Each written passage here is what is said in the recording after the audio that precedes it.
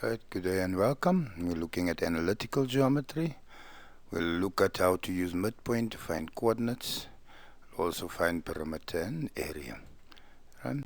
So, calculate the value of x.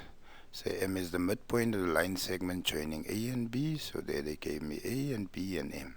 It's a very important process, especially in analytical. We deal with the concept where we have squares, we have parallelograms, rectangle, rhombus.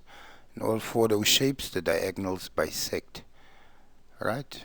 There are certain places diagonals are equal in length. So if that's the case, then they share the same midpoint. So we'll have to use midpoint to find coordinates of the unknown side. Now we're just doing the basics. So they gave me A, 0 and minus 4. M, which is the midpoint, minus 1 and 1, and B, x and y. So in short, what we are saying, if I add x1 plus x2 divided by 2 must equal minus 1.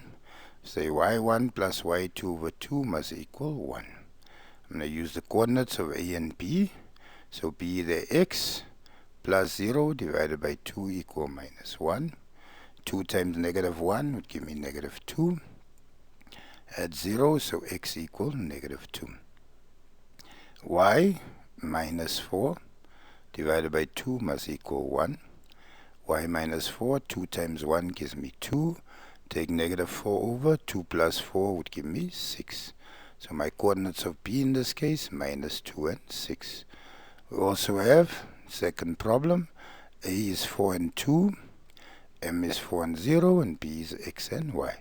Remember, M is the midpoint, so therefore x1 plus x2 over 2 equals 4, which is the x value.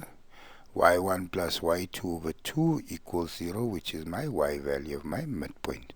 So from there, x plus 4 divided by 2 must equal 4. Y plus 2 divided by 2 must equal 0. 2 times 4 would give me 8. So I have x plus 4 equal 8. Take 4 over, 8 minus 4, x equals 4. Here, y plus 2. 2 times 0 stays 0. Take plus 2 over, it becomes negative 2. So therefore my coordinates of B, 4 and negative 2. So we'll always look for the midpoint and use the midpoint to find the coordinates of the other side. But that I'll do later on in our more complex problems. Alright, now in 2.1, calculate the perimeter of triangle PQR, given that P is minus 2 and 1, Q is 2 and 2, and R is half and negative half. So to get the perimeter, I need the length of PQ, need the length of QR, and I need the length of P and R.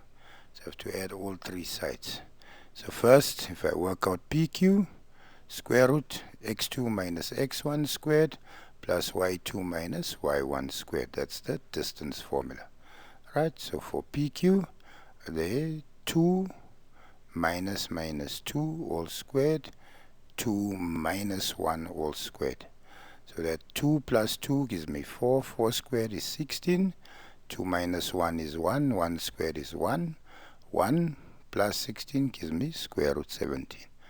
For QR, 2 minus half, 2 minus half, right? So 2 minus half would give me 3 over 2 squared plus 2 minus minus gives me 2 plus half, which is 5 over 2 squared, becomes 25 over 4 plus 9 over 4. If we simplify on your calculator, you should get 8,5. Right, for PR, it's going to read minus 2 minus half squared plus 1 minus half squared. Again, that would give me 3 over 2, and that would give me 5 over 2. So square root 8,5. So for perimeter, it will equal PQ plus QR plus PR. Add them all together, and I get 9,95 units. Because I haven't specified centimeters or millimeters, very important that I put in the word units. We're calculating length. Alright, let's go to the next problem. Alright, now in 2.2, they say we must prove that PRQ equal 90 degrees. So you see the angle in the middle is R. So I'm looking at PR and RQ. So given the same coordinates, so to prove it's 90, I'm going to work out gradient first. So on gradient of PR, y2 minus y1 over x2 minus x1. So for PR, my gradient, right, 1 minus minus half becomes 1 plus half, minus 2 minus half. That 1 plus half would give me 3 over 2. Minus 2 minus half would give me negative 5 over 2. Change division to multiplication, and the 5 goes to the bottom and the negative 2 to the top. 2 and 2 cancel, so I'm left with minus 3 over 5. Right, then I want gradient RQ. So gradient RQ, 2, or my y value first, 2 minus minus half comes 2 plus half, and 2 minus half, 0,5. So 2 plus half, 5 over 2, 2 minus half, 3 over 2. Change division to multiplication, it becomes 2 over 3. 2 and 2 cancel, so I'm left with 5 over 3.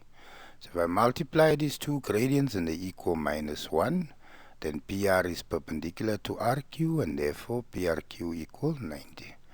So gradient PR times gradient RQ minus 3 over 5 times 5 over 3 equal minus 1. Therefore, PR perpendicular to RQ, PRQ equal 90 degrees. So next problem, I sum through it so you can see what we solved. So there they say calculate the area of triangle PQR. There's P minus 2 and 1, Q 2 and 2, and R 0,5, negative 0,5. So we've proven that that angle where P and R and QR meet is 90 degrees. We know that PR equals square root 8,5 from the previous calculation, and QR equals square root 8,5.